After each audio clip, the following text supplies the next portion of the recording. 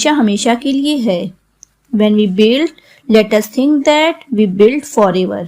अर्थात जब हम किसी चीज का निर्माण करें तो इसे वर्तमान खुशी या वर्तमान उपयोग के लिए ना करके ऐसा करें कि वह हमेशा हमेशा के लिए रहे और भविष्य में लोग उसे देखकर हमें और हमारे उस कार्य को सदैव याद रखें। Thank you. Good morning everyone. आज का शब्द है टैकल।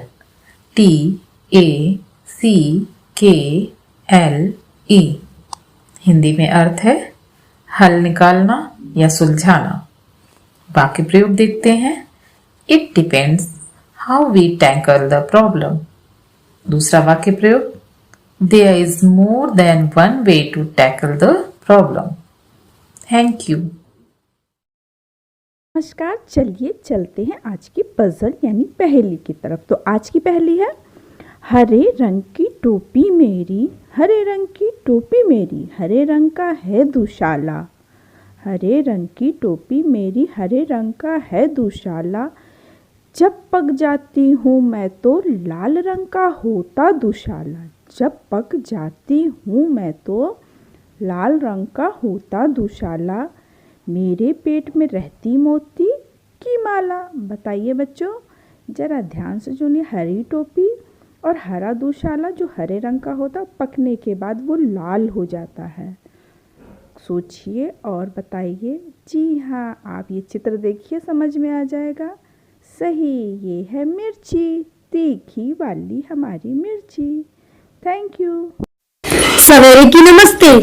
आज का इतिहास में है 1922 में अंग्रेजी सरकार की अदालत में आज ही सविनय अवज्ञा आंदोलन के बाद राजद्रोह मामले में महात्मा गांधी को 6 साल की सजा सुनाई। 1944 में आज ही नेताजी सुभाष चंद्र बोस की आजाद हिंद फौज ने बर्मा के रास्ते भारत में प्रवेश किया। 1938 में आज ही के दिन हिंदी सिनेमा जगत के प्रसिद्ध अभिनेताओं में से एक शशि कपूर जी का भी जन्म हुआ था। और 2017 में योगी आदित्यनाथ उत्तर प्रदेश के 21वें मुख्यमंत्री बने। धन्यवाद। नमस्कार बच्चों, प्रस्तुत है आज का विशेष। आज के विशेष में हम चर्चा करेंगे आयुध निर्माण दिवस पर। आयुध का अर्थ होता है हथियार। आयुध निर्माण दिवस भारत में प्रतिवर्ष 18 मार्च को मनाया जाता है, क्योंकि आज ही के दिन सन 1801 में भारत के पहले आयुध निर्माण कारखाने की स्थापना हुई थी। इस अवसर पर पूरे देश में जगह जगह रक्षा उपकरणों की प्रदर्शनी व विभिन्न आयु वर्ग में आयुध दौड़ का आयोजन किया जाता है। भारतवर्ष में 39 आयुध निर्माण कारखाने हैं और 40वीं की स्थापना बिहार के नालंदा में हो रही है। धन्यवाद। नमस्कार, आज की हमारी प्रश्नोत्तरी राज्य और उनकी भाषाओं पर आधारित है। जम्मू कश्मीर, यहाँ की मुख्य भाषा कश्मीरी है तथा डोगरी और हिंदी भाषा का अन्य भाषा के रूप में प्रयोग किया जाता है। हरियाणा, यहाँ पर मुख्य रूप से हिंदी भाषा बोली जाती है तथा पंजाबी और उर्दू भाषा का प्रयोग अन्य भाषा के रूप में होता है। पंजाब, यहाँ की मुख्य भाषा पंजाबी है तथा हिंदी यहाँ पर अन्य भाषा के रूप में बोली जाती है। हिमाचल प्रदेश, यहाँ की मुख्य भाषा हिंदी है तथा पंजाबी और नेपाली यहाँ की अन्य भाषा है। धन्यवाद। Good morning everyone. प्यारे बच्चों, आज मैं आपके लिए लेकर आई हूँ एक प्यारा सा बाल गीत जिसका शीर्षक है कैसे आए राशन पानी। तो बच्चों शुरू करते हैं। बेटा तुम्हें सुनाऊं कैसे, बेटा तुम्हें सुनाऊं कैसे, कोई परी कहानी, कोई परी कहानी।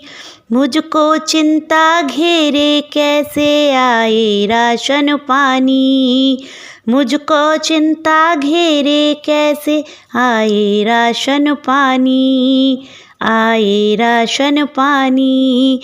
घर में चावल दाल नहीं है, गैस बजाए ताली, घर में चावल दाल नहीं है, गैस बजाए ताली। महंगाई से डरी पड़ी है डलिया सब्जी वाली, महंगाई से डरी पड़ी है, महंगाई से डरी पड़ी है डलिया सब्जी वाली। बेटा तुम्हें सुनाऊं कैसे कोई परी कहानी, मुझको चिंता घेरे कैसे आए राशन पानी, आए राशन पानी। भूखे पेट भजन ना होता बात है बड़ी पुरानी, भूखे पेट भजन ना होता बात है बड़ी पुरानी। मुझको चिंता घेरे कैसे आए राशन पानी, मुझको चिंता घेरे कैसे आए राशन पानी। बेटा तुम्हें सुनाऊं कैसे, बेटा तुम्हें सुनाऊं कैसे कोई परी कहानी, मुझको चिंता घेरे कैसे आए राशन पानी। आज के लिए बस इतना ही। कल नई कविता के साथ फिर मिलते हैं। धन्यवाद। शुभ प्रभात। आज की बाल कहानी, इसका शीर्षक है माँ के गहने। ठाकुरदास अपनी पत्नी और इकलौते बच्चे को छोड़कर इस संसार से चल बसे। पत्नी के कंधे पर सारे परिवार का दायित्व आ गया। किसी प्रकार दिन कटते रहे और वर्ष बीतते गए। एक दिन बेटा रात के समय बैठा माँ के पैर दबा रहा था और बातें भी कर रहा था। बेटे ने कहा, माँ, मैं बड़ा होकर पढ़ लिख कर विद्वान बनूंगा और तुम्हारी बहुत सेवा करूंगा। माँ ने पूछा, तुम मेरी कैसी सेवा करोगे? बेटे ने कहा, माँ, बड़े कष्ट सहन कर तुम मुझे पढ़ा रही हो। मैं जब कमाने लगूंगा तब तुम्हें अच्छा अच्छा खाना खिलाऊंगा और हाँ, तुम्हारे लिए गहने भी लाऊंगा। माँ बोली, हाँ बेटा, तू अवश्य मेरे लिए गहने लाना, पर गहने मेरी पसंद के ही बनवाना। बेटे ने पूछा, कौन से गहने माँ? माँ ने कहा, बेटा सुन, मुझे 3 गहनों की चाह है। मैं चाहती हूँ गांव में अच्छा विद्यालय हो, चिकित्सालय हो और निर्धन असहाय बच्चों को खाने पीने तथा पहनने की सुविधा हो। बालक ने जब यह सुना तो वह भाव विभोर हो उठा। धन्य है यह माँ जिसके इतने अच्छे विचार हैं। उस दिन से अपनी माँ के लिए इन 3 गहनों को बनवाने की धुन में उसने अथक परिश्रम किया। पढ़ाई समाप्त कर वह उच्च पद पर आसीन हुआ। माँ को दिए वचन को उसने निभाया। वह बराबर विद्यालय, औषधालय तथा सहायता केंद्र खोलता चला गया। अपने पुत्र द्वारा दिए गए 3 आभूषणों से माँ गौरवान्वित हो गईं। यह महामानव और कोई नहीं, ईश्वरचंद विद्यासागर थे। बच्चों, ईश्वरचंद विद्यासागर 19वीं शताब्दी के बंगाल के प्रसिद्ध दार्शनिक, शिक्षाविद, समाज सुधारक, लेखक थे। वे नारी शिक्षा के प्रबल समर्थक थे। उनके प्रयासों से कलकत्ता में व अन्य स्थानों पर बहुत अधिक बालिका विद्यालयों की स्थापना हुई। उन्हीं के अथक प्रयास से 1856 ईस्वी में विधवा पुनर्विवाह कानून भी पारित हुआ। बच्चों, ईश्वरचंद विद्यासागर के जीवन चरित्र से यह शिक्षा मिलती है कि एक शिक्षित व्यक्ति समाज और देश के उत्थान के लिए सर्वोत्तम एवं उत्कृष्ट कार्य कर सकता है। धन्यवाद। नमस्कार। आज मोटिवेट और सेल्फ का विषय है अपने परिणाम के आकलन का दायरा बढ़ाएं। यहाँ कुछ भी आदर्श नहीं होता।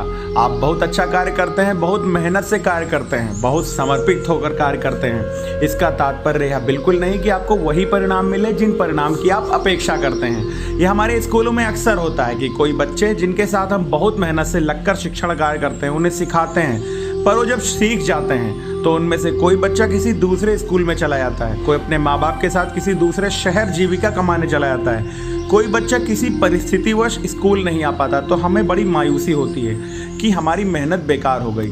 ये तो स्कूल का उदाहरण हो गया। हमारे जीवन के हर एक पहलू में ऐसी चीज़ें होती हैं जब हमें यह महसूस होता है कि हमने बहुत मेहनत से कोई कार्य किया और हमें उसका अपेक्षित परिणाम नहीं मिल सका। जब भी हम ऐसी स्थिति में हो तो हमें हतोत्साहित होने के बजाय अपने परिणाम के आकलन का दायरा बढ़ाने की आवश्यकता होती है। अपने परिणाम का आकलन हम बड़े परिदृश्य में करना शुरू करें। परिणाम का आकलन यदि हम अपने व्यक्तिगत स्तर पर कर रहे हैं तो कक्षा के स्तर पर करके देखें, कक्षा के स्तर पर कर रहे हैं तो विद्यालय के स्तर पर करके देखें। एक विद्यालय के तौर पर हमने कितना कंट्रीब्यूट किया, अगर विद्यालय के स्तर पर आकलन कर रहे हैं तो विभाग के स्तर पर करके देखें, अपने छात्र के स्तर पर करके देखें, उसके परिवार के स्तर पर करके देखें, समाज के स्तर पर करके देखें, देश के स्तर पर आकलन करके देखें कि हमने देश की शिक्षा व्यवस्था में कितना कंट्रीब्यूट किया। हर प्रयास के साथ उसका परिणाम निश्चित तौर पर जुड़ा होता है। फिर वो परिणाम चाहे आपको सीधे तौर पर मिले या किसी और रूप में परिलक्षित हो, बस हमें खुद को प्रेरित करने के लिए अपने परिणाम का दायरा बढ़ाने की आवश्यकता है। धन्यवाद। आपका दिन शुभ हो। सुन सुन सुन मेरी नन्ही सुन, सुन सुन सुन मेरी मुन्नी सुन, ज्ञान की गंगा बहे, प्रदेश ये प्रेरक बने।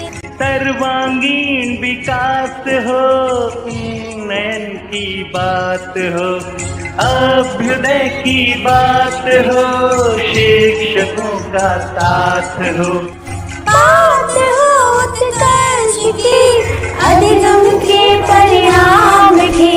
अब न कोई छूटेगा, बच्चा बच्चा सीखेगा, अब नहीं रुकेंगे हम, प्रेरक बनकर लेंगे दम। अब होगी शिक्षा की बात, होगी गुणवत्ता की बात।